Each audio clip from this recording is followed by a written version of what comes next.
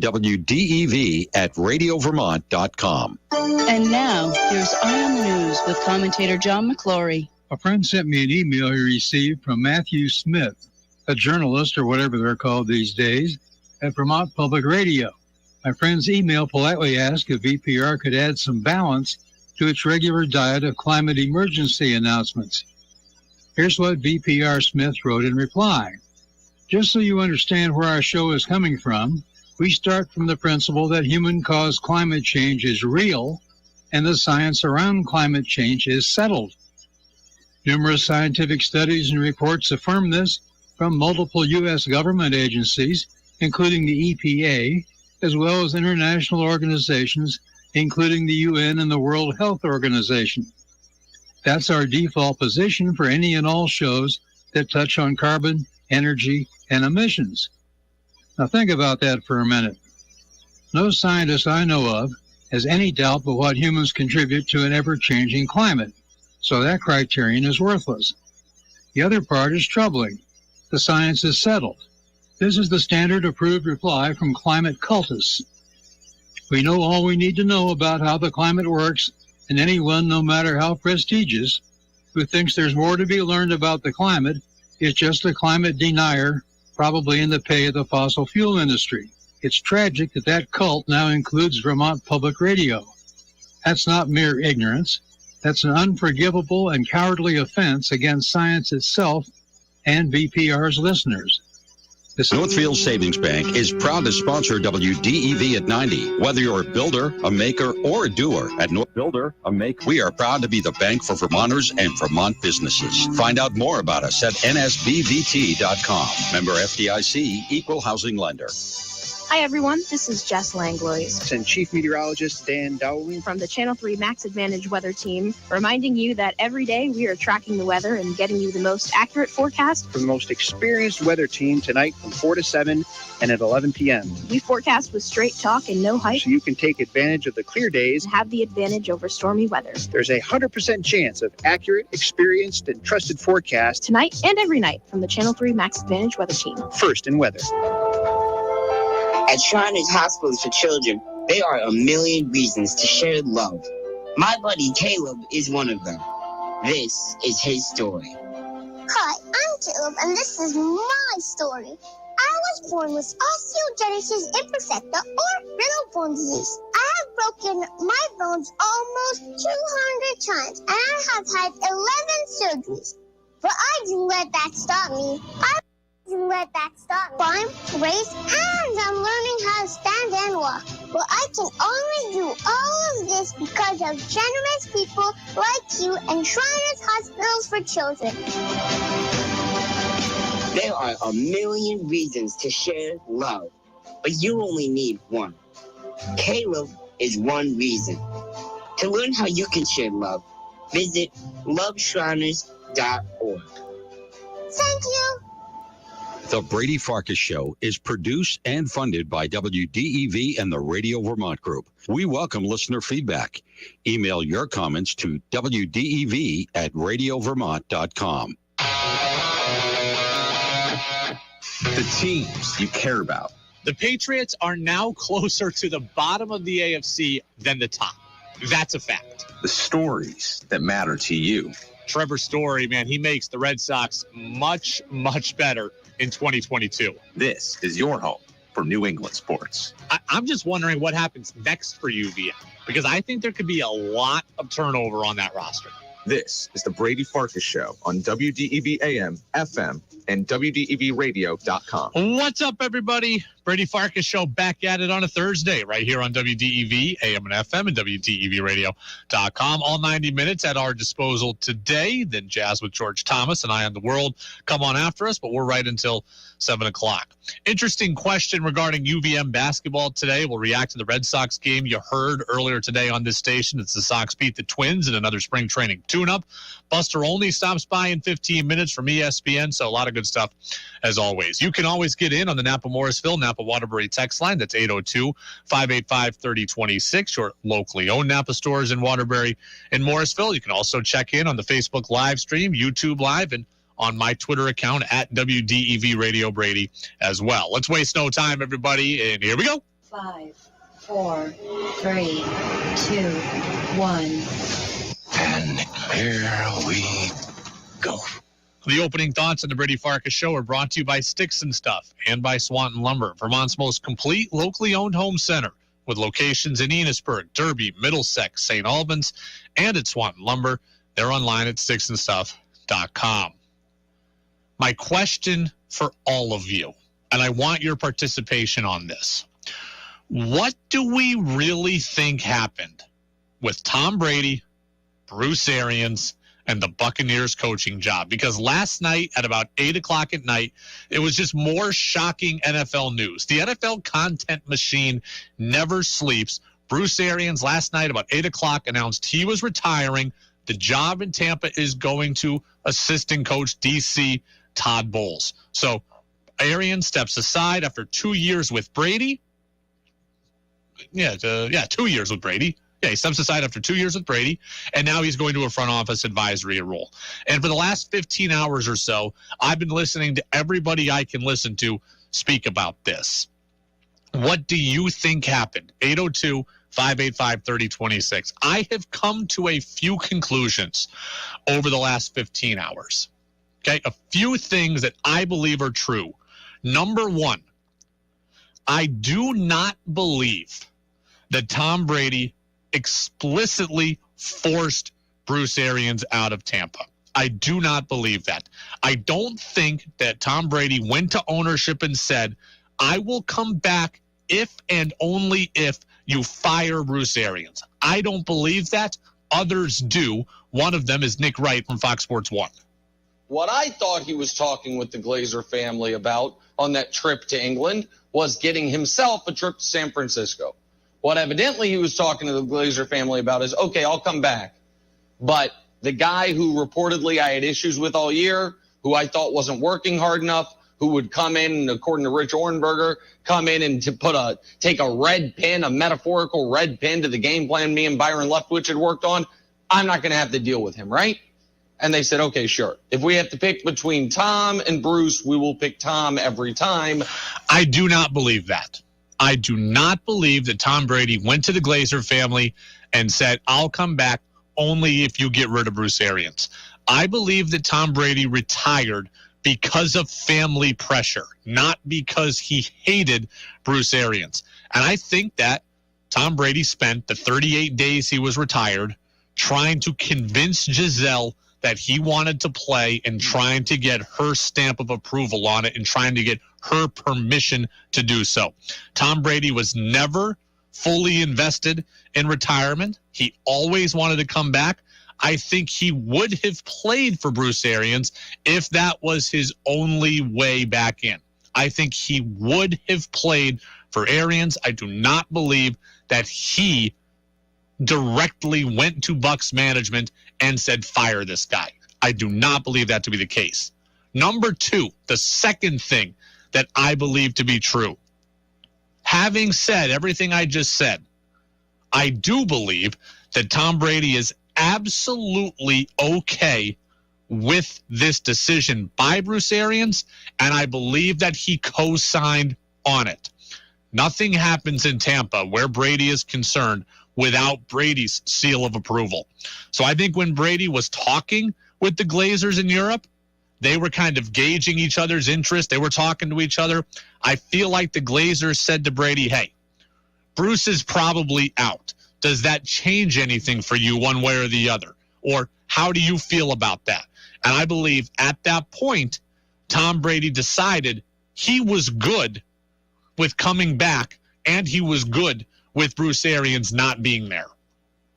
So there's a difference. I don't believe Brady forced Arians out, but I also don't think he's crying that this decision was made either. When the Glazers offered up the information that Bruce Arians was likely done, I think Brady said, fine, I'm good. Like, I'm still going to come back. I think Tom Brady would have played for Bruce Arians. But when he found out that Bruce Arians wasn't going to come back likely, he said, okay, I'm good. I'm still good. I wanted to come back anyways. Now I'm really okay. So I do not believe Brady got Bruce Arians out of that job, but I don't believe he's losing sleep over it either. And then number 3, the third thing that I believe to be true at this point, I think that Tom Brady is going to be happy with this decision by Bruce Arians to retire and to not have Bruce Arians as his head coach. I believe that while he didn't ask for it, he's going to be happy by it. And I was really intrigued by what Diana Rossini, the NFL reporter at ESPN, had to say today as well. So here's Brady trying to escape the Patriot way to go to Tampa Bay, and he needed a break from it. And I think what happened was the break was nice. But when you want to win again, consistently, right? Because that's the difference between New England and everywhere else. They consistently do things. Nothing changes there. I think when he yearns for that consistency now, which is this transition from Bruce to Todd, I think immediately upgrades this team because Todd Bowles is the closest to the way New England does it. Now that's really interesting, isn't it? That's what I have been saying all along. What Diana Rossini just said is what I've been saying all along. That for all the hand-wringing about Belichick and Brady and their relationship, it's very apparent, and it's been very apparent, that they were made better by each other and that they were ultimately perfect for one another. Belichick needed Brady because if he could push Brady, he could then push everyone. And if Brady could take it, then everyone else had to as well. Brady's attitude and determination and demeanor, they were perfect for Belichick's system. And yes, Belichick's dedication and Belichick's attention to detail, the attention to detail that Bruce Arians doesn't have, that too is perfect for Tom Brady. So here we are. After 2 years of fun in the sun and 2 years of a reprieve from the Belichickian way of doing things, Brady is going back to his roots and getting what he believes is best for the team. And according to Rossini, this Todd Bowles style is more of a Belichickian style.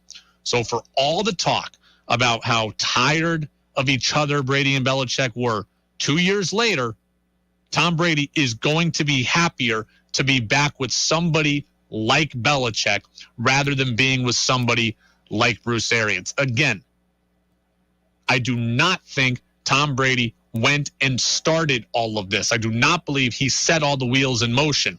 But now that we are here, I think Tom Brady is going to be happy about this because Todd Bowles is more of his style of coach than Bruce Arians is. Tom Brady is more into Bill Belichick's way than he is Bruce Arians' way.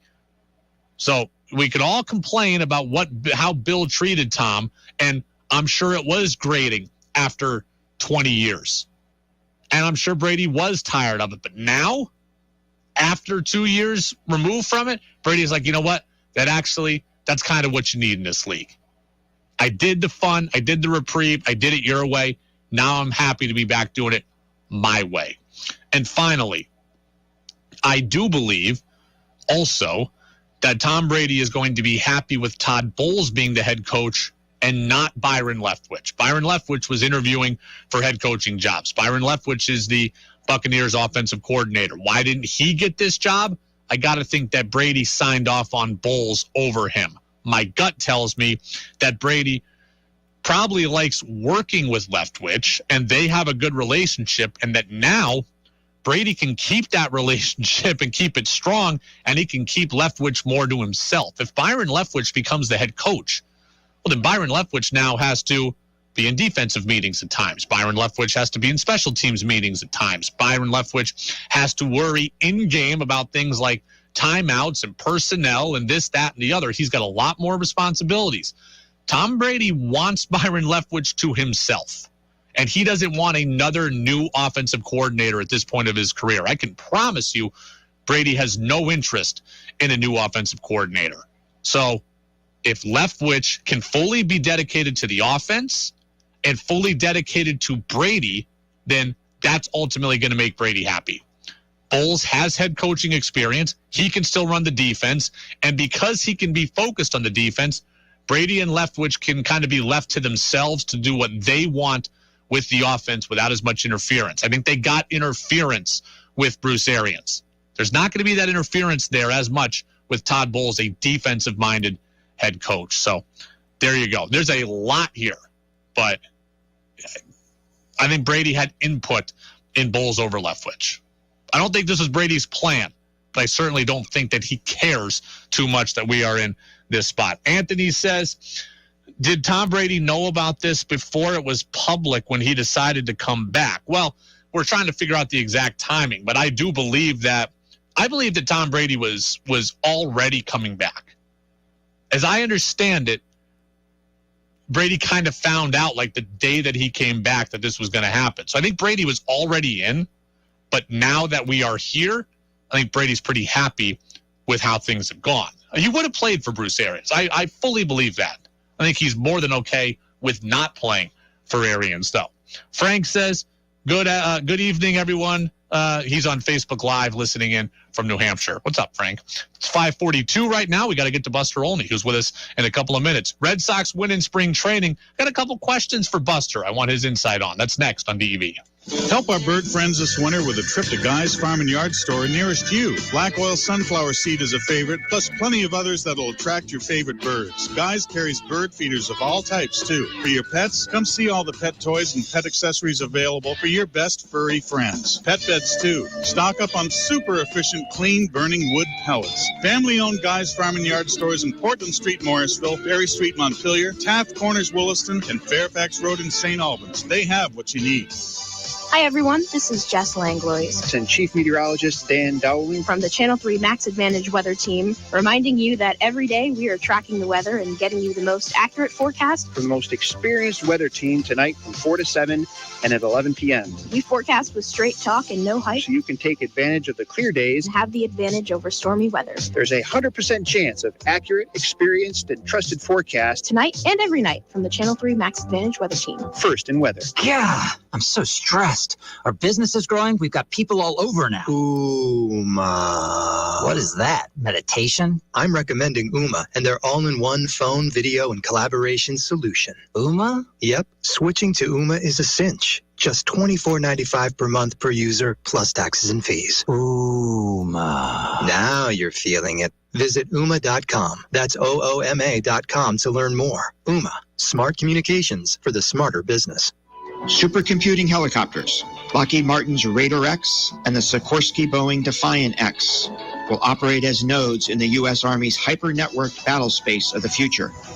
Lockheed Martin, your mission is ours. My Alzheimer's diagnosis was hard to take, but early detection allowed us to take control of the situation together. Talk to your family about seeing a doctor. Go to alz.org/time to talk. A message from the Alzheimer's Association and the Ad Council. Want a college degree but not sure how to pay for it? Or are you a recent graduate and want to pay off those school loans? The Vermont Army National Guard could pay up to 100% of your tuition or get up to $50,000 in loan repayment. Experience the personal fulfillment of serving your community in Vermont during emergencies and natural disasters as you serve in the Guard part-time. Learn more at nationalguard.com. Sponsored by the Vermont Army National Guard, aired by the Vermont Association of Broadcasters and this station. Make your opinion heard by texting onto the Brady Farkas Show at 802-585-3026. All the insight into everything going on in baseball. It's time for our weekly conversation with ESPN baseball insider and Vermont native, Buster Olney. I'm just about ready to bet the family farm in Vermont. On the Brady Farkas Show on WDEV AM, FM, and WDEVradio.com.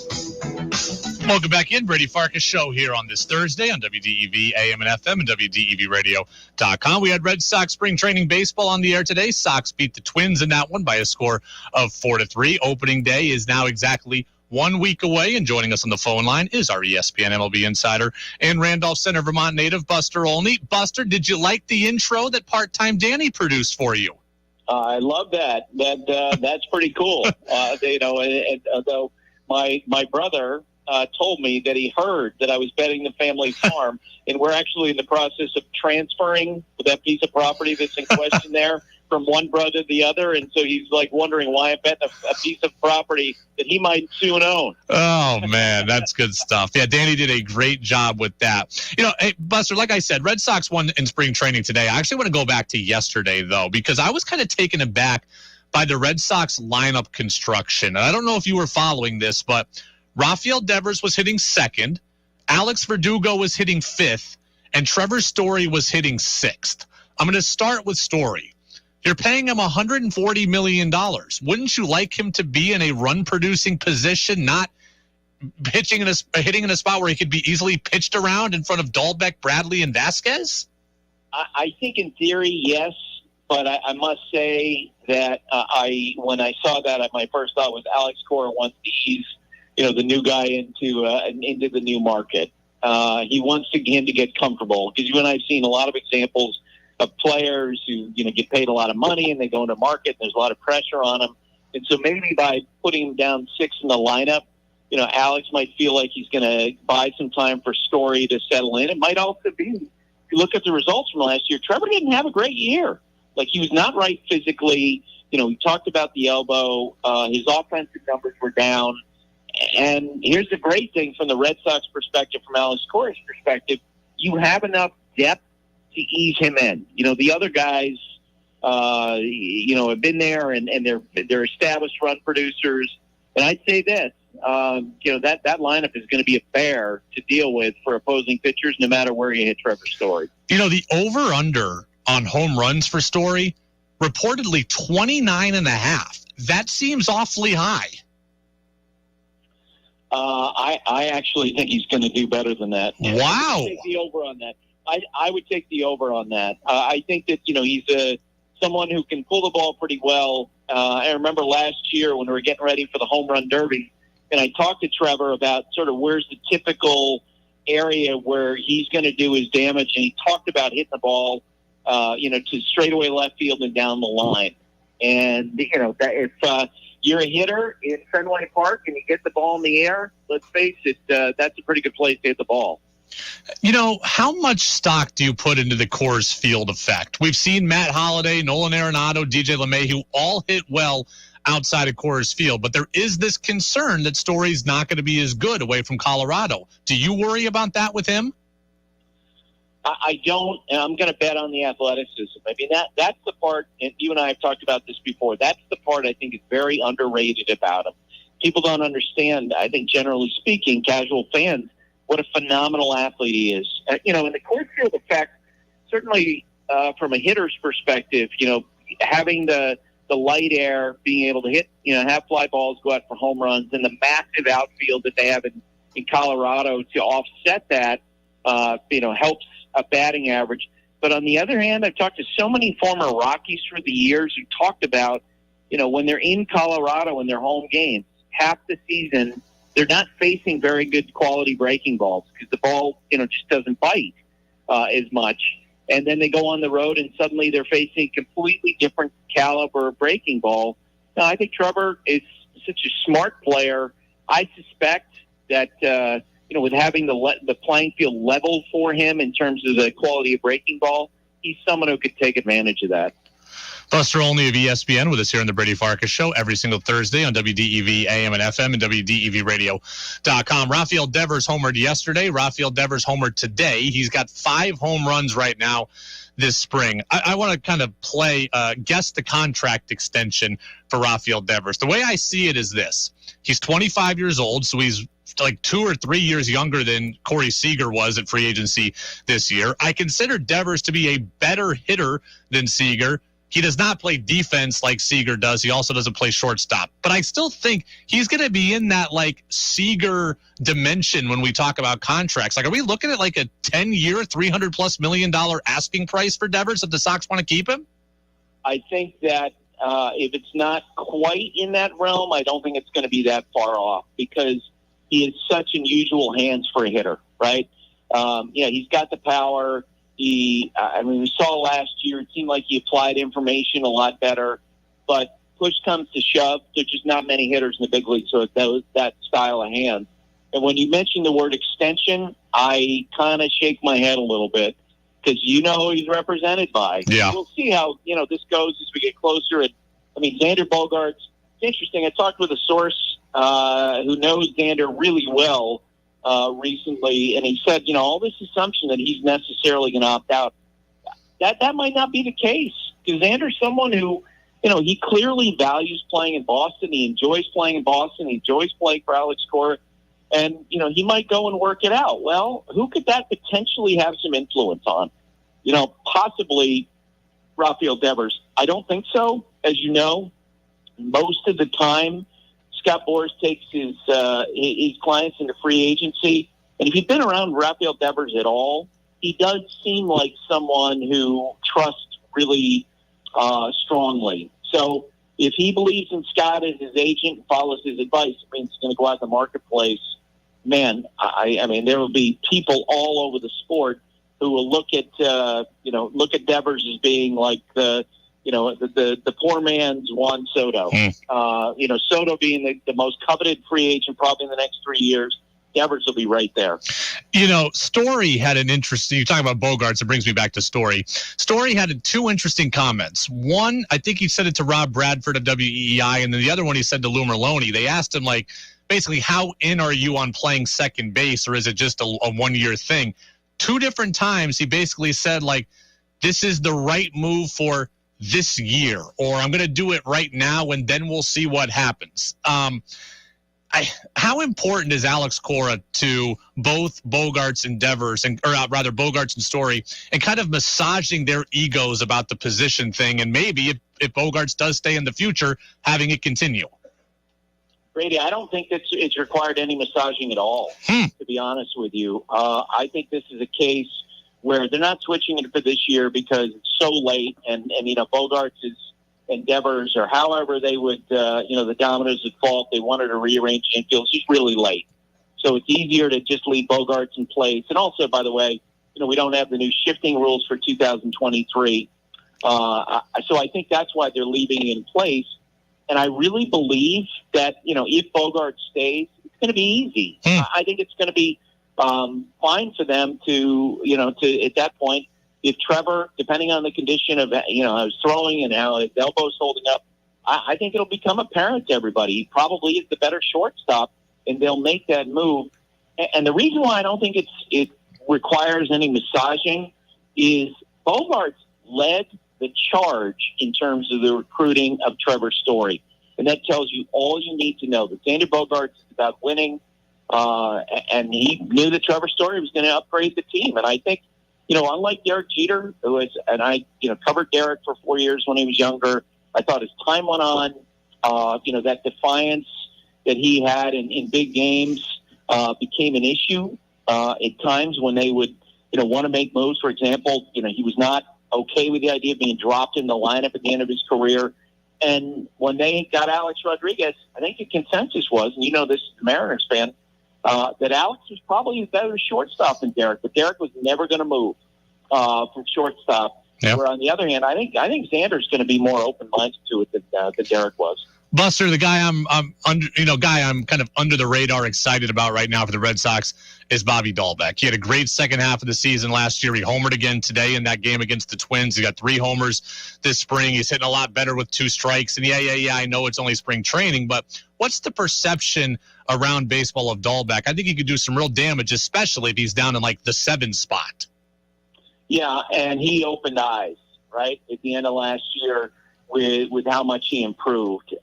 Everybody who I talked to with the Red Sox, at Kyle Schwarber, after he came over in the trade, had an enormous impact on Bobby and how he's feeling about himself. If you have a guy at the bottom end of the lineup, doing that kind of damage, I mean, he's going to clean up in a lineup that's deep, because he's going to have guys like Verdugo and Story getting on base ahead of him. I still think he's a work in progress defensively. I don't think he's ever going to be a pretty first baseman because he's right-handed, because he doesn't necessarily move that well. But he certainly got a lot better last year. And I told you a couple weeks ago, I thought the better way to spend their money would have been on Freddie Freeman. Yeah. Dalbeck, one way or another, I think is absolutely poised to have high impact. And, older Red Sox fans will remember, as I do, the damage that Butch Hobson did at the bottom of the lineup back in those 70 teams. That Dalbeck reminds me of him, where it just feels like that, if he's going to throw out 30 homers and drive in 100 runs, it's near the bottom of the lineup. Buster, I want to ask you a question out of left field, kind of a baseball business question. I've got MLB TV, to watch all the games, and I love it. But now it feels like you need 900 other things to watch baseball games. I see Apple TV's got a deal, and Peacock's going to have a deal, and you guys have exclusive rights to Sunday Night Baseball. It feels like the money I'm paying to MLB TV should be reduced because you need 100 other things. Is baseball kind of cannibalizing its own product here? I think they're trying to do everything they can to find other revenue streams. It's clear, and you know this, that the regional sports networks are not as hardy as they once were. Yeah. And there's concern about them. And so, an ESPN, and I make it very clear, I'm a private in this army at ESPN, but ESPN reduced its financial package investment, the number of games it's doing. And so I think MLB is scrambling to make up for some of the lost revenue and some of the concerns. And another avenue through which that is going to be developed financially, I think, is the conversation around expansion.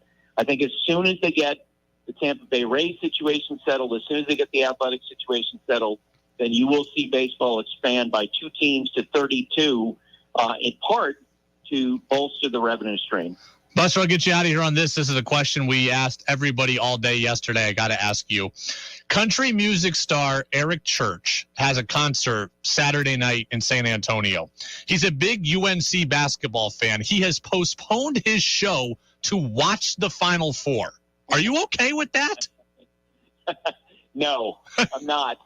As someone who's gotten, the tickets, to various concerts and, planned out months in advance, and I get it. He's a UNC fan, and he's got to be excited about that. But it feels like with people spending money, to make a commitment to go watch him perform, I think he should show up and perform. And if he needs to, put it on TiVo. Yes. Or somehow save the game, or just have somebody yell the score to him in between songs. I agree with you, Buster. That's why you're so smart. That's why you're the best. So, Buster, we appreciate you. Next week when we talk, it's going to be opening day, so looking forward to that. Yeah, I'll be in Atlanta. I'm doing the opener for the Atlanta Braves against Cincinnati Reds on ESPN Radio, and then on Sunday night, after that, we got Red Sox and Yankees. Well, we are. Next week when we talk, we will be into it. Buster, appreciate you. Have a great weekend. See you, Brady. All right, there goes Buster Olney, our ESPN MLB insider. A lot of great stuff. I got thoughts on the baseball streaming stuff. I'll probably get to some of that tomorrow. A couple of texts came in for Buster. I'm going to answer those questions you wanted Buster to answer, because I think Buster's going to tell you the exact same thing that I'm about to tell you. So we'll get the national news update from CBS News. I'll answer those listener questions. And then it's very important. I have to deliver my yearly PSA to all of you. My yearly PSA to the listeners, because we got a couple of phone calls about this today. So I got to deliver you the yearly PSA. That's next on DEV. This is WDEV, Vermont's news station, owned and operated by the Radio Vermont Group. From the top of Sugarbush, 96.1 FM, WDEV Warren and Waitsfield, 96.5 W243 Barrie, 98.3 W252 CU Montpelier, along with our founding station, AM 550 WDEV Waterbury Montpelier, streaming at WDEVradio.com. 90 years of serving Vermont, the friendly pioneer, WDEV. This is CBS News on the Hour, sponsored by Dell Small Business. I'm Stacey Lynn in Washington. Big announcement from the White House today on a plan to help combat rising gas prices. CBS's Naomi Ruckham with details. President Biden says he will put 1 million additional barrels of oil on the market every day for the next 6 months, all of it coming from the nation's strategic petroleum reserve. This is a wartime bridge to increase oil supply until production ramps up later this year. The president wants to get U.S. oil and gas companies producing more. And to turn up the pressure, he's also calling on Congress to impose fees on those companies for wells on public lands that aren't getting used. Average price of gas right now is $4.23 a gallon. That's up 47% from a year ago. So far, it doesn't look like Russia's following through with promises to pull back forces in parts of Ukraine. Pentagon Press Secretary John Kirby says there hasn't been much movement back. About 20%, maybe a little less. I don't think we would change that estimation much over the last 24 hours. It has not been wholesale by any means, or has it been rapid? Another round of peace talks take place tomorrow virtually. City leaders in Atlanta are taking a new approach to combat crime. Atlanta Mayor Andre Dickens has started a midnight basketball league in an effort to reduce crime. The competitive spirit will keep it indoors instead of outdoors. Player Tony Hines thinks it's a good idea. All day long is crime going on. I feel like this right here gives you an opportunity to get away from it. Those organizing the league looked at where and when crime was happening in Atlanta. The league will run on select nights through June. Jim Crisula, CBS News. Check your peanut butter. Skippy is recalling thousands of jars of peanut butter over the possibility that it contains fragments of stainless steel. The affected jars are its reduced fat peanut butter spread, reduced fat chunky and creamy peanut butter blended with plant protein, and they were sold in 18 states. The company says there have so far been no injuries. The Skippy jars have best buy dates of May 2023. Matt Piper, CBS News. State Department spokesman Ned Price on a passport change to be more inclusive. Starting on April 11th, U.S. citizens will be able to select an X as their gender marker on their U.S. passport application. And the TSA will implement gender-neutral screening procedures at airport checkpoints designed to eliminate the number of false alarms and pat-downs. Record-setting Jeopardy champ Amy Schneider visited the White House today to mark Transgender Day of Visibility. She spoke out against a wave of anti-LGBTQ legislation making its way through various states, calling the laws really scary. At the close, the Dow tumbled 550 points today. This is CBS News.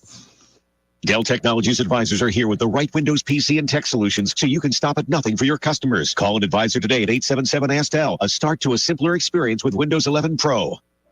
This is a metaphor for your business's journey. Sometimes it feels like the world is throwing everything it has at you. And to succeed, you need someone to guide you through. That's what Dell Technologies advisors do. They have the Windows PCs and tech advice to help you navigate whatever challenges you're up against and get you safely to where you want to be. Call an advisor today at 877-ASK-DELL. That's 877-ASK-DELL. A start to a simpler experience with Windows 11 Pro. Under the Hood, sponsored by O'Reilly Auto Parts. Used hybrid cars are causing serious sticker shock. Here's auto expert Jeff Gilbert. If you're looking for a used hybrid, electric vehicle, or small car, Carl Brower of iSeeCars.com says you're likely to pay 40 to 50% more. People shopping for used cars are going to be more price sensitive to everything, including gas price. Think O'Reilly Auto Parts for all your car care needs. Get the parts and service you need fast from the professional parts people at O'Reilly Auto Parts.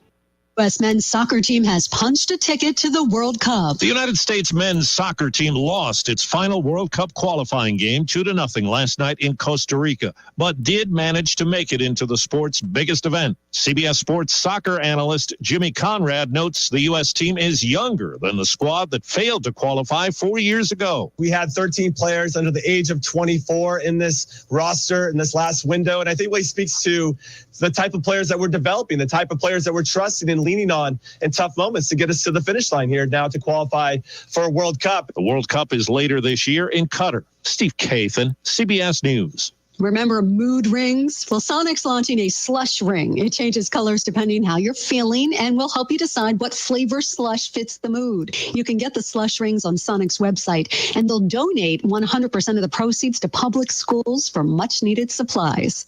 Stacey Lynn, CBS News. Do you Brady to hear your opinion on the sports stories of the day? Text in at 802-585-3026. Now it's back to the Brady Farkas Show on WDEV AM, FM, and WDEVradio.com.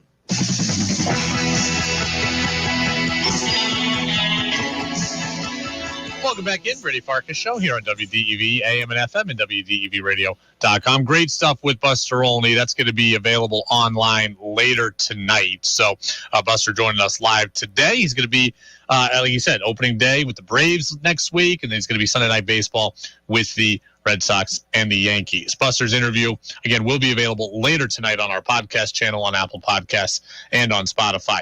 A couple of messages or texts that came in on the Napa-Morrisville, Napa-Waterbury text line during Buster's interview.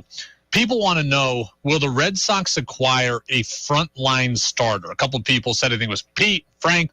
They all said, will the Red Sox acquire a frontline starter? They need help pitching. Well, the answer is they're certainly not acquiring a frontline starter today.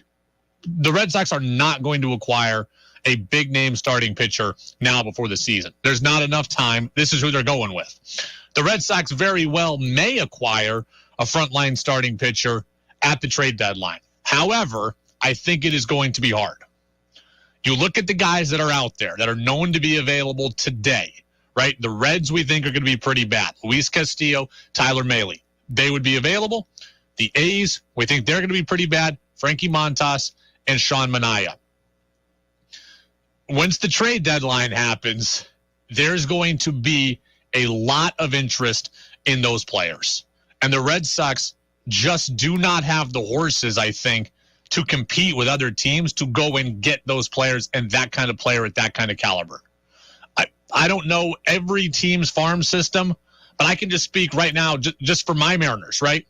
My Mariners have the best farm system in baseball. They would dwarf any offer the Red Sox make for any of those players.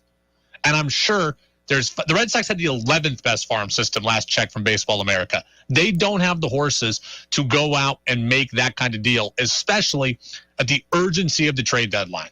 So I think the best bet for the Red Sox is that you hope Chris Sale comes back sometime in the middle of May, and he's healthy, and he's good, and he's further removed from Tommy John surgery, and he's a lot better than he was last year and has more stamina and can throw you 130, 140 really good innings before the playoffs. So I think your first goal is that Chris Sale is good. Your next goal is that Tanner Houck, if you choose to use him in the rotation, that he too is very good and is better than last year. I think you're banking on development from your own guys at this point. Now, could they make a smaller move at the trade deadline to go get a good starting pitcher? Quite possibly. But you asked, could they get a frontline starter? I would say that would be hard to do. Other teams have too much to offer. And when there's 3 or 4 really good teams around each other, all going for the same players, the Red Sox are going to get priced out of that market because they don't have the prospects. They do not have the prospects. So Sale, Houck, I think you're hoping on them to be good. James Paxton coming back as well in June. You hope that he is a fraction of what he once was after Tommy John surgery, and maybe he can help, especially maybe even in the bullpen. So, no, I don't think they're going to get a frontline starter. Okay. It is my once-a-year PSA for our listeners, and it's a really good question. We got a couple of calls today during the Red Sox game, right? We aired the Red Sox game at 105. They were playing the Minnesota Twins. A couple of calls came in, and they said, hey, I answered one, and Greg Hooker answered another.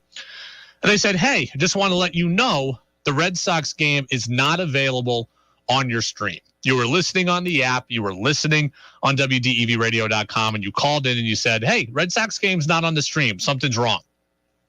My once-a-year PSA is this. The Red Sox games that we air cannot be aired on the stream. So if you're listening to our app or you're listening to our website, we cannot legally play the games there. So if they're not playing, that is not a mistake. That is not something is broken. That is not we forgot to turn on a button. We are legally not allowed to play those games. And the reason why is pretty simple once you really conceptualize it, right? Major League Baseball is out to make as much money as possible, right? That makes sense. They're out to make as much money as possible. So Major League Baseball has their own app, the MLB app. And within that app, you can pay a couple of dollars a month. It's like $4 a month. It's not a lot, but you can pay $4 a month to listen to every single Major League Baseball game. Major League Baseball, if you want to listen on an app or on your computer, they want you to pay $4 a month in order to do that. If we put up the game for free, nobody would pay for their app, and they'd all be listening to us. The word would get out that, hey, WDEVradio.com is playing the Red Sox games, and we don't need the MLB app. MLB says, no. You need the app. So that is why we are not allowed to play the games on our stream. So that's my once-a-year PSA. I appreciate that people wanted to listen to the Red Sox game, but we unfortunately are kind of blacklisted from being able to play it. So there you go. All right, on to the Red Sox. Rafael Devers homered yesterday. Rafael Devers homered today. The Red Sox won both games, beating the Braves yesterday and beating the Twins today in spring training action. Devers now has 5 home runs this spring. He looks to be in even better shape this year. The Red Sox need to find a way to pay him. And they need to try to get this done. We're going to talk more about it tomorrow because I want to react to everything Buster said, and the crew is working on cutting up Buster's interview. It's going to be hard. It's going to be expensive. The Red Sox need to pay Rafael Devers. That is a cornerstone offensive player for the next decade that you cannot afford to lose. You lost Mookie Betts. It's been hard to replace him. You cannot afford to lose Betts and lose Devers and potentially lose Bogarts all in a 3-year span. That just cannot happen. Rafael Devers has 30 home run potential. He's got 50 double potential. He's got 115 RBI potential. This is one of the best young players in baseball. He is a must-have for you on your roster. I've said all along, I believe that Chaim Bloom and Sam Kennedy and John Henry, they will spend when they have to spend. They will flex financial muscle when it's time. And when it comes to Rafael Devers, it is time. You cannot afford to let him walk out the door. He is 25 years old. He is one of the best young hitters in baseball. He's got power. He's got average. He's got everything that you could want. He plays in your ballpark, and he was a homegrown player. You have to find a way to keep him. The contract is going to be hefty. I was spitballing with Buster in the last segment.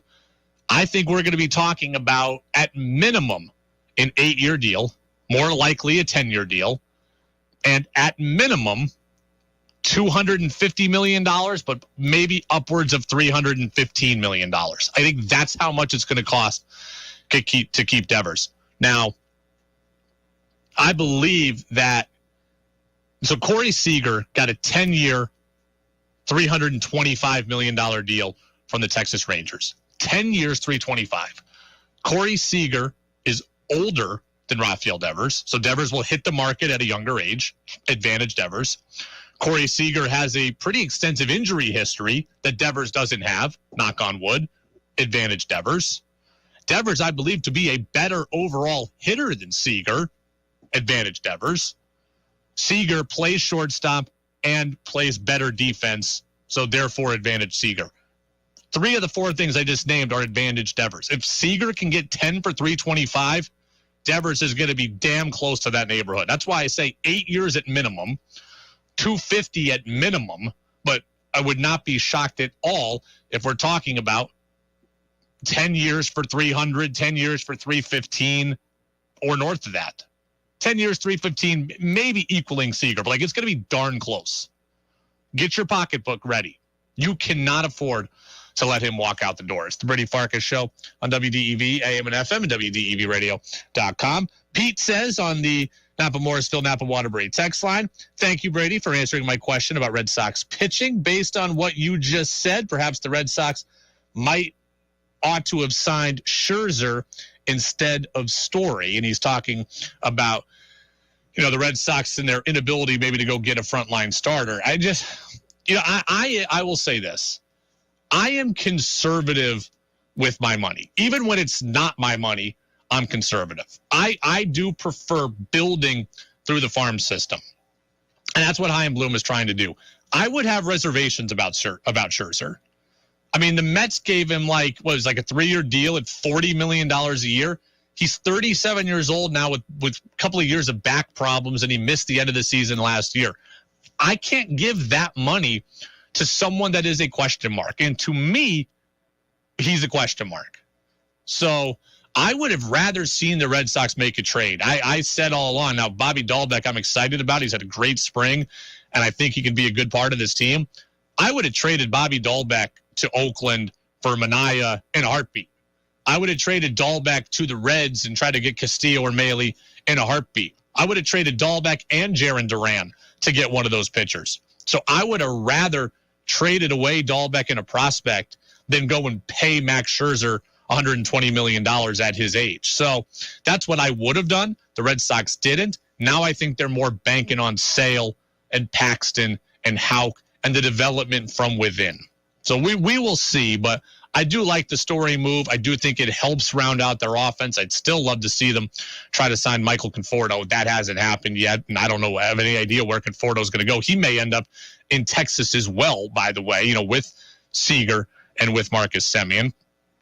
All right, let's get to this on Story, by the way, because we asked Buster about this. Over under 29.5 home runs for Trevor Story. 802-585-3026. Over under 29.5 home runs from Trevor Story. Buster says over. Lou Merloni, WEEI in Boston, former Sox infielder, he says, I don't think I'd take the over there. No. 30 home runs? Like, I know he's obviously hit 30 plus in Colorado, but 30 bombs, new league, new pitching, new ballpark. I think that's a tough one to kind of jump on. So Merloni says under. Buster says over. You break the tie. 802-585-3026. You break the tie. Trevor Story over under 29.5 home runs. I love Buster. I am with Lou Merloni. I would say under. I would say under 29.5 home runs. Now, he has hit over 30 home runs twice, right? Out of the 5 full seasons, not including the COVID year, that Story has been around, he's hit over 30 home runs twice. I'm going to say under here for this year. A couple of different reasons. What Lou said is true. New league, new pitchers, etc. Maybe the best division in baseball. So I think all that plays into it. And if Trevor Story is going to hit sixth, I mean, he's going to see less pitches to hit. If he's hitting in front of Bobby Dalbeck and Jackie Bradley and Christian Vasquez, he's going to be much easier to pitch around. So therefore, less pitches to hit. And then also, while Story has been very durable in his career, he has been very durable in his career. I just can't bank on a guy ever playing a full 162 games. I got to think there's going to be double headers. Story will sit some of those games. Story's had elbow problems in the past. Does he sit a couple of games here and there because of that? Does Story end up on the IL from this ramped up start at some point with a pulled hamstring? Like, the odds are with guys that they're not going to play a full 162.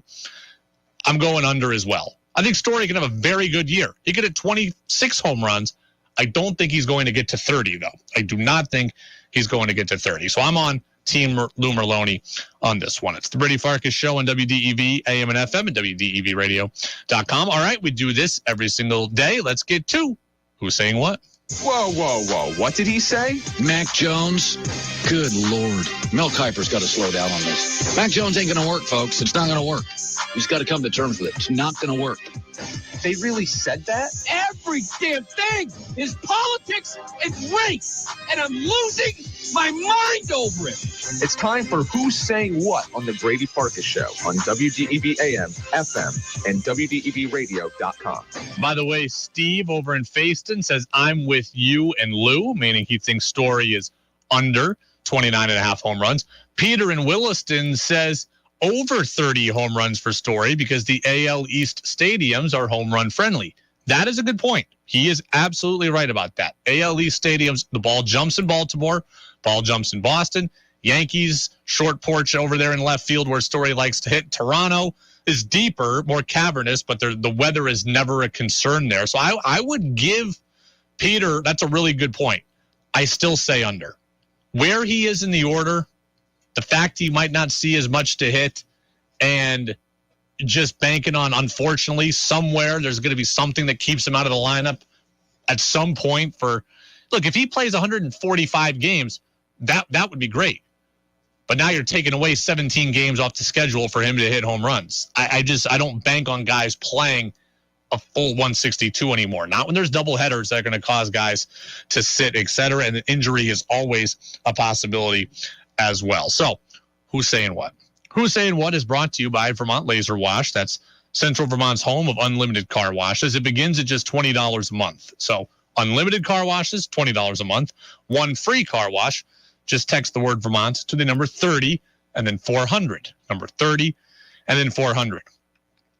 The NFL has a new diversity hiring program in place, and it came to light this week. And I am actually okay with this. Here's what the rule is. Not everybody is okay with this. All 32 teams have to have a minority offensive assistant coach beginning this year. All NFL teams have to have a minority offensive assistant coach beginning this year. It can be a female, as you know, to satisfy the minority. It can be an any kind of racial or ethnic minority as well. So the reason why, so it says the coach must work closely with the head coach and the offensive staff with the goal of increasing minority participation in the pool of offensive coaches that eventually produce the most sought-after candidates for head coaching positions. So that's a fancy way of saying offensive coaches are getting hired for head coaching jobs. We're going to force you, mandate you to have a minority on your offensive staff with the hope that they can matriculate up the offensive ranks and offensive coaches get hired. Then eventually we could have more minority head coaches. That's what this all means. That's what its design is. I'm actually perfectly fine with this. I think this is a perfectly fine rule. There is a recognition that the league is hiring a number of offensive-minded head coaches. So the league is not requiring minorities to be on the offensive side of the ball. So then they can eventually get hired as coordinators, and then coordinators eventually get head coaching jobs. I do think that this will help. The more you put people in these positions, then the more people will eventually rise up to the position of power of head coach. I don't know how long it takes to take effect. I don't know if this rule will get us to a point where we've got 4 of 32 coaches that are minority, that we've got 8 of 32 coaches are minority, or we've got 16 of 32 coaches are minority. I don't know that it will have that kind of effect, and I don't know how long it takes to show an effect. But I do know this.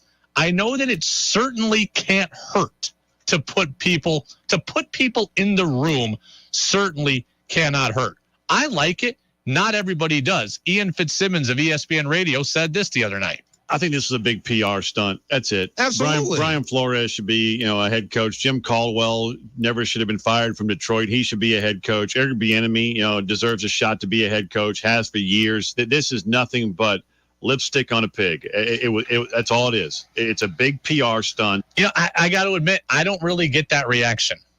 I don't really get that reaction. I just think you get more minority candidates in the hiring pool. That can only be a good thing. Is it the end-all, be-all? No, of course not. Does it fix every gender or racial hiring problem? Of course not. I still think if the NFL truly wants to increase diversity, it needs a more grassroots effort, but this certainly can't hurt. I think there should be football coaching classes at colleges. I think the NFL should go into historically black colleges, universities, and pick people from those schools who want to get into the NFL and work with them. I think there should be more symposiums for people of color and for women. All of that would close the gap more and close it more effectively. But this new policy, to me, isn't something that's going to make it worse. So Ian Fitzsimmons doesn't like it. And then Malcolm Jenkins, who just announced his retirement, the longtime safety of the Saints and Eagles, 13-year NFL veteran, he came out this morning and he said that he didn't like this rule. Do we have the Malcolm Jenkins? Okay, we do, but I got to grab it. That's what you're telling me in my ears? Okay, yes. Malcolm Jenkins is where? On this button? Okay, how about this? Malcolm Jenkins called this insulting. He called this new policy insulting. If we find it, we'll play it for you. But I don't see it that way. Well, hold on. I'm getting distracted here trying to find this. So here we go. Here's Malcolm Jenkins. All of the messaging is great, and the pageantry of it all is definitely improved.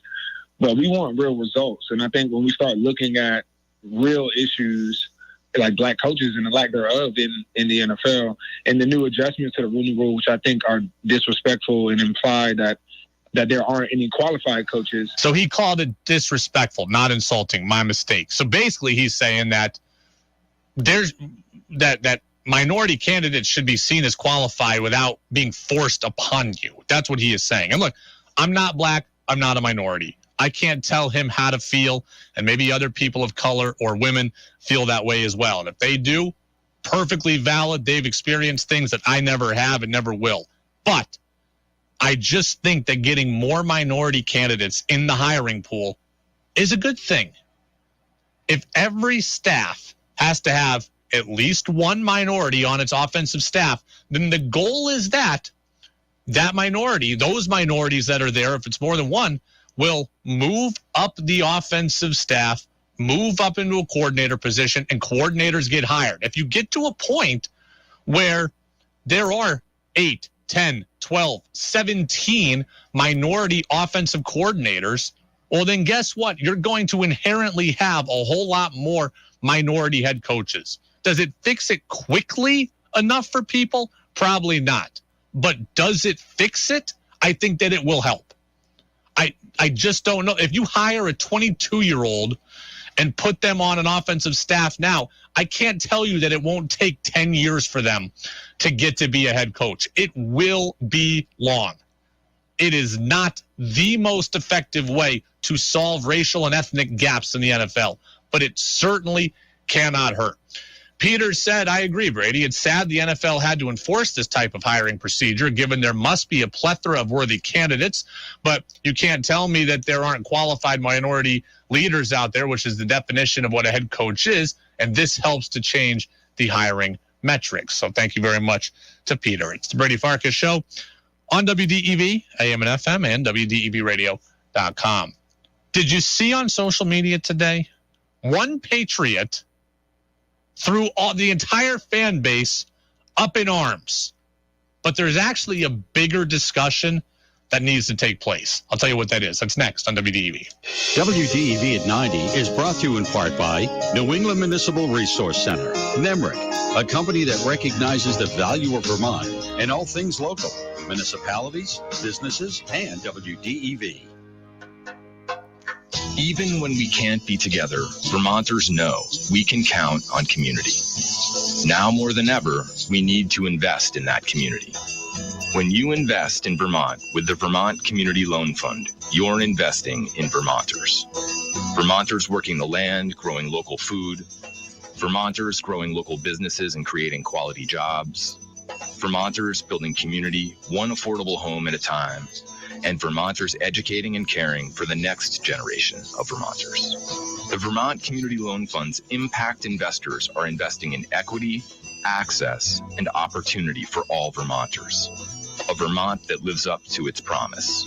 A Vermont for all Vermonters. Join us. You can invest in Vermont with the Vermont Community Loan Fund. Learn more at investinvermont.org. That's investinvermont.org. Yeah, I'm so stressed. Our business is growing. We've got people all over now. Ooma. What is that? Meditation? I'm recommending Ooma and their all-in-one phone, video, and collaboration solution. Ooma? Yep. Switching to Ooma is a cinch. Just $24.95 per month per user, plus taxes and fees. Ooma. Now you're feeling it. Visit Ooma.com. That's OOMA.com to learn more. Ooma. Smart communications for the smarter business. Supercomputing helicopters. Lockheed Martin's Raider X and the Sikorsky Boeing Defiant X will operate as nodes in the U.S. Army's hyper-networked battle space of the future. Lockheed Martin, your mission is ours. My Alzheimer's diagnosis was hard to take, but early detection allowed us to take control of the situation together. Talk to your family about seeing a doctor. Go to alz.org/time-to-talk. A message from the Alzheimer's Association and the Ad Council. All kids with crooked teeth can afford braces. Luckily, there's donated orthodontic services from the American Association of Orthodontists. Kids who qualify can be matched with a volunteer orthodontist. Visit aaoinfo.org. Do you want to learn more about the free market perspective on important public policy issues affecting you, your work, and your community? I'm Bill Sayre, and I hope you'll do so by joining me in conversation with Vermont opinion leaders as we discuss how best to make Vermont an ever better and more affordable place to live and work. Common Sense Radio with Bill Sayre, weekdays 11 till noon. The Brady Farkas Show now has an interactive text line, so reach out now at 802-585-3026. Now it's back to the Brady Farkas Show on WDEV AM, FM, and WDEVradio.com.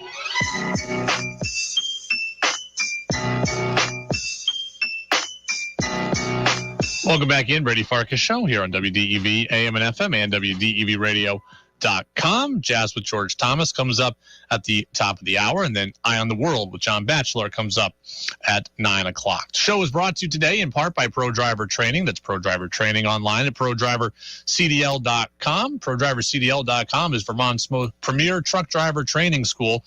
They're located in Enosburg. They've also got a facility in Milton, and you can make the next step in your career by giving their website a visit. Again, ProDriverCDL.com. They can help you with a Class A CDL, a Class B CDL, passenger, and advanced skills training as well. The text line is still open, 802-585-3026. Peter says, Brady, I'm glad I found you from, previously, previous place I was at. Peter was a listener. He says, glad I found you over here. Peter, we are glad that you are here as well. Did you see Matthew Judon, Patriots kind of linebacker, edge rusher hybrid? Did you see him get the Patriots fans up in arms today on social media? This was a big thing around 3 o'clock this afternoon. So, Judon tweeted, did you all see Bobby Wagner sign with the Patriots? Bobby Wagner, the longtime Seahawks linebacker, 8-time All-Pro, several times a Pro Bowler. So Judon says, did you all see Bobby Wagner sign with the Patriots? And every Patriots media is like, the big eyebrows emoji. They're like, okay, did Wagner sign with the Pats? Everyone's waiting for breaking news. And then it came out a couple of minutes later that Bobby Wagner was signing with the Los Angeles Rams to a 5-year deal that really is probably going to act like a 2-year deal. But nonetheless, Judon says, did you all see Wagner sign with the Patriots? A couple of minutes later, he signs with the Rams. And Judon's been recruiting players all offseason for the Patriots. I don't know what exactly Judon was doing by tweeting this. I'm not as mad at him as other people are. Other people are like, you got my hopes up. Other people are like, what happened? Why did it fall through? Blah, blah, blah, blah, blah. You're a terrible recruiter. I'm not really mad at Judon. I'm just kind of trying to figure out, like, what exactly was his angle? Like, I don't know what he was trying to do. Was he trying to will Bobby Wagner signing with the Patriots into existence? Did he have bad intel and he actually thought that Wagner was going to sign in New England? Was he trying to force Wagner's hand and put it out there publicly and try to get people, to go into his Twitter mentions and say sign with the Patriots? I don't know. But nonetheless, Patriots fans were upset at Matthew Judon being wrong about Bobby Wagner not signing here. But I think there's a bigger discussion to be had. Like, the people are mad at Judon about this tweet. I'm not. There's a bigger discussion at play you need to open up your mind to. Matthew Judon has been extremely vocal on social media all off season. Ever since free agency opened, he's been extremely vocal all off season in trying to recruit players to come to the Patriots. And people have been loving it, right? It's been funny. He's been engaging. He's been personable. He's been a great spokesperson for the organization. He's tried, right? Like, he's tried to get everybody who is available. Everybody loves Judon's grind. But when you step back from the comedy of the whole thing, the real pressing question is, why can't the Patriots get any of the guys that Judon is talking to? I mean, Matthew Judon has probably recruited 10 players on social media to come to New England. And I understand it's not that easy to go straight from Judon's tweet to somebody signing on the dotted line. But the question still persists. Why can the Patriots not close any of the top free agents that Matthew Judon or we as the fans would want. And I don't just mean Bobby Wagner. Like, Bobby Wagner's from the West Coast. He's from L.A. It's easy to understand why he'd want to go sign with the Rams. But the Patriots haven't been able to get anybody that we would deem big to sign in Foxborough. Why is that? I'll tell you why it is. It's what I've been telling you people all along. Unfortunately, the New England Patriots right now are not a desirable place for free agents or for disgruntled players who want to force trades to go. The Patriots are not that franchise, not right now.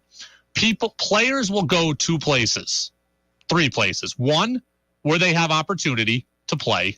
2, where they think they can get paid. And 3, where they think they can win. And the Patriots are not providing enough of those things to these big-time free agents or to these potential trade acquisitions. They can't do much of that. They don't have the big money to kind of bribe a player to come here. And players don't think they're that close to winning. Like, players will, there's always this thought like, oh, players will go, the players want to go to big markets. No. Players will go to where can pay me the best and where can I win the best.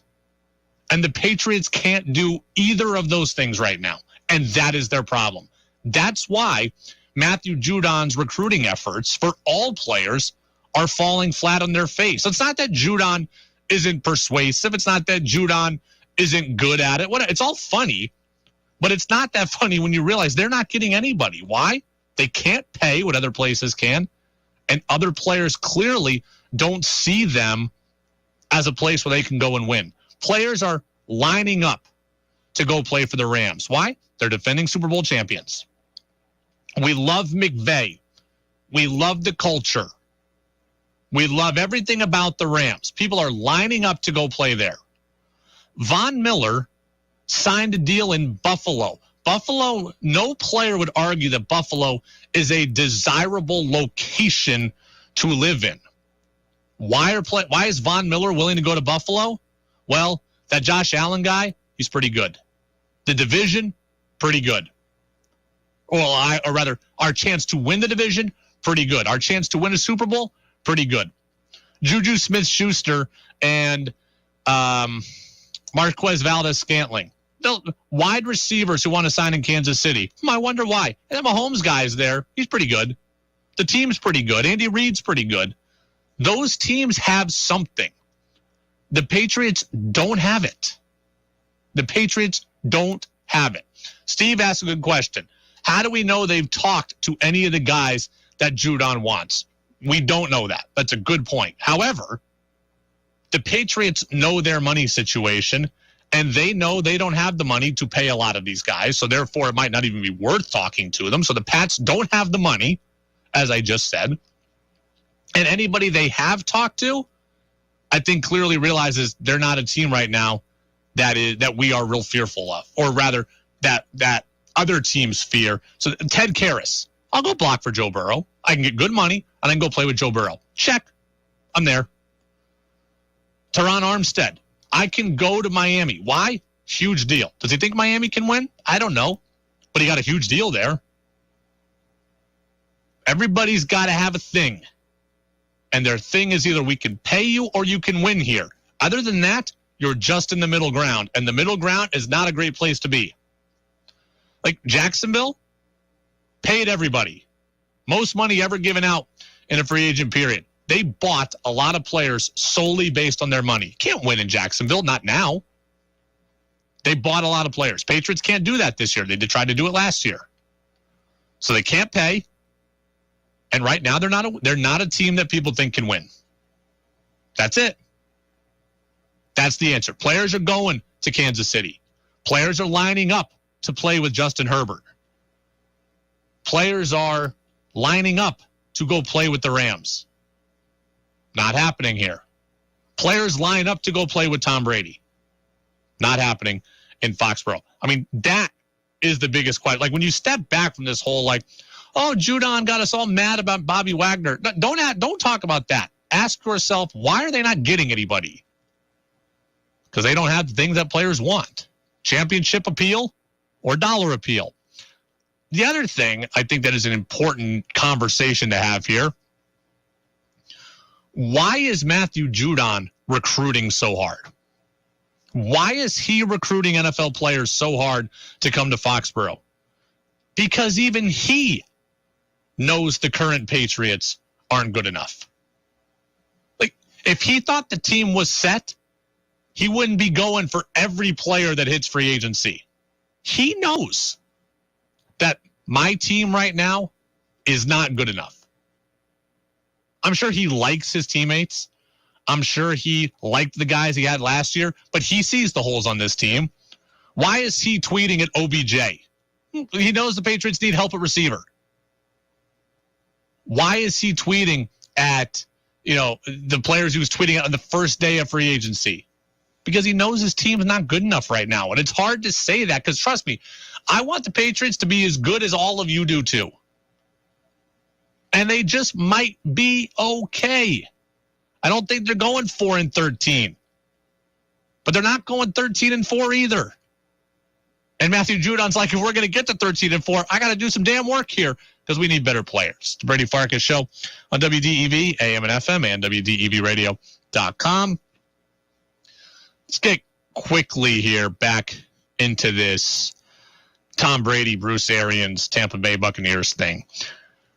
We spent the first segment of the show talking about maybe Tom Brady's alleged role in the coaching situation. The one thing we didn't talk about, why does Bruce Arians want to retire? We spent all the first segment talking about Brady. We did not talk about Arians. Why did Bruce Arians want to retire? Because I think I can understand where Brady lands and all this. That makes relative sense to me. But why Arians wanted to retire, that's the one I'm still trying to figure out. It doesn't make a ton of sense, does it? The Buccaneers are a Super Bowl caliber roster playing in a very weak conference. There is absolutely a chance for Tampa to get back to the Super Bowl. You don't see guys walk away generally from ready-made contenders. So when it does happen, it strikes me as odd. Bruce Arians walked away from a ready-made contender. Why? 802-585-3026. I think his motivations are a combination of two things. One, I think maybe Arians just doesn't love coaching Tom Brady. Like we talk about Brady maybe not loving playing for Arians. I think it goes the other way. At this point in his career, at just about 70 years old, I don't think that Arians wants that kind of guy. It's not that he hates Tom Brady, but Arians wants it to be looser. He wants it to be a little less strict. And that's what Tom Brady thrives on. So I think at this point, they've likely worn each other out to a degree. Tom's a little too intense, a little too involved, a little too tight. And Arians just isn't wired that way. So I think that's number one. And I think it's coupled with part two, which is the story that's being spun by Arians and others. Like, here's Peter King of Sports Illustrated, national football writer, talking about why Arians walked away. From Arians' standpoint, he always wanted to leave this team to the guys who had coached with him for a long time or who he knew for a long time. Todd Bowles, going back to the days in Arizona before Todd Bowles got the Jets job, Bruce Arians loves Todd Bowles, loves him. And he wanted to make sure that if he left this team, that he was going to be able to give it to a coach who he knew and respected. I was skeptical of that reason for Arians walking away at first. But when you pair it with the first thing that we just talked about, it starts to make sense, doesn't it? Arians was going to retire after 2022 anyways. So he's probably like, you know what? Brady's coming back. I don't love coaching Brady. I don't love all that coaching Brady entails. It's just kind of not worth it. So rather than stick it out for a year under those circumstances, let me step aside now. And by the way, if I do that, I get a chance to help out Todd Bowles. I think those two things work together. Arians was worn out by Brady. He could have stuck it out. Just like Brady could have stuck it out with him, Arians could have stuck it out with Brady. But when he's realizing, like, you know what? I'm not totally invested in being with Brady. And if I just step aside now, I can give it off to Bulls. I'm good with that. Both of them could have worked out together, Brady and Arians. But I really do think that both of them are perfectly fine with how this whole thing transpired. And it gets said often, but this whole thing shows just how amazing the Brady-Belichick run really was. Tom Brady, Bruce Arians, they get divorced after 2 years. Brady and Belichick lasted 20. I think Brady and Arians graded on each other, a year plus in. Brady and Belichick lasted 20. For whatever their relationship might have been, for as strained as it might have been, and I'm sure it was strained, and I'm sure it was tough. For as tough as it was, they still made it work. And while I think Brady and Arians could have, I think they're both happier that they don't have to deal with the other. It just gives the longevity of Brady Belichick that much more power. It's the Brady Farkas Show on WDEV, AM and FM, and WDEVradio.com. Got an interesting text from a listener on the text line late last night. They want UVM to fire John Becker. Would that be the right decision for the Catamounts? We'll discuss it next on WDEV. Hi, everyone. This is Jess Langlois. And Chief Meteorologist Dan Dowling from the Channel 3 Max Advantage Weather Team, reminding you that every day we are tracking the weather and getting you the most accurate forecast from the most experienced weather team tonight from 4 to 7 and at 11 p.m. We forecast with straight talk and no hype, so you can take advantage of the clear days and have the advantage over stormy weather. There's a 100% chance of accurate, experienced, and trusted forecast tonight and every night from the Channel 3 Max Advantage Weather Team. First in weather. Today on Hey Culligan, soft water, cleaner environment. What do you say, Greg? Hey Culligan, are you saying if I have a Culligan high-efficiency water softener, I'm also helping the environment? It sounds like you're saying it, Greg, and yes, you are, because with the Culligan high-efficiency water softener, you'll use less detergent, soap, and harsh chemicals, and that's good for the planet. Now you're saying it. You bet I am, Greg. Soft water and a cleaner environment is already on the way. Let us help you out with a free in-home water test from a local Culligan water expert at Culligan.com. This is a metaphor for your business's journey. Sometimes it feels like you're going 100 miles an hour, barely keeping up. But to cruise through challenges, you need someone who's right there with you. That's what Dell Technologies advisors do. They have the Windows PCs and tech advice you need to get past whatever's in front of you and get where you want to go. Call an advisor today at 877-ASK-DELL. That's 877-ASK-DELL. A start to a simpler experience with Windows 11 Pro. This week on RVER, sponsored by Progressive Insurance. Hey, Chief, we got a damaged RV on its way to the OR. Well, that sounds like a job for the new head of RV surgery. Wait, are you promoting me? Congrats, Martinez. Doctor, that RV's flatlining. Well, that sounds like a job for the new head of nursing. So you're just promoting everyone now? Yeah, kind of looks that way, doesn't it? When your RV really needs saving, Progressive has you covered. See if you could save with a leader in RV insurance. Progressive Casualty Insurance Company and affiliates, covered subject to policy terms. Hi, my name is Takia, and a little thing that I love about the Smokehouse Barbecue Bacon Sandwich is when I take a bite, it's the perfect blend from the bacon to the cheese. It's perfection. Hey, I'm Couture, and a little thing I love about the Chick-fil-A mac and cheese is it kind of melts in your mouth, so you know it's creamy, cheesy, and delicious. This gooey mac makes me cheese every time. Order dinner delivered on the Chick-fil-A app today. Delivery fee and other restrictions apply. Real guests paid for their testimonials. There's nothing like hearing the songs you love on local radio with no subscriptions and no monthly fees. But there's a new bill in Congress that could stop the music. If passed, this bill would tax your local radio station simply to play the music you love. Text LOCAL to 52886 and ask Congress to support local radio stations. Help us keep you connected to the music, local news, weather, and traffic that you need each day. This message furnished by the National Association of Broadcasters. Think you know sports better than Brady does? Text in with your thoughts at 802-585-3026. Now it's back to the Brady Farkas Show on WDEV AM, FM, and WDEVradio.com. Welcome back in, Brady Farkas Show here on WDEV AM and FM and WDEVradio.com. UVM.com. Got an interesting text from Lewis in Milton on the Napa-Morrisville, Napa-Waterbury text line. He wants UVM to move on from John Becker. Here's the message that he sends. Here's the deal that people really don't want to hear. UVM is boring. They like their success, but the administration really couldn't care less. This is why they won't shake things up. Get young and energetic at head coach and bring some energy. Other teams have done it. There's a lot to unpack there. So I'm going to go bit by bit on this. Question 1, he says UVM is boring. I do not believe that UVM is boring. When it comes to the basketball program, I don't think for 1 second that UVM is boring. I don't think that sustained success is boring. I don't think that having 6 consecutive conference players of the year is boring. And I don't think having multiple players who have been good enough to go play professionally, either in Europe and one who's in the NBA, I don't think that kind of success is boring. The league itself is down. That makes UVM's kind of run through it kind of boring and not all that interesting, and there's not so many good games. But the program itself is not boring.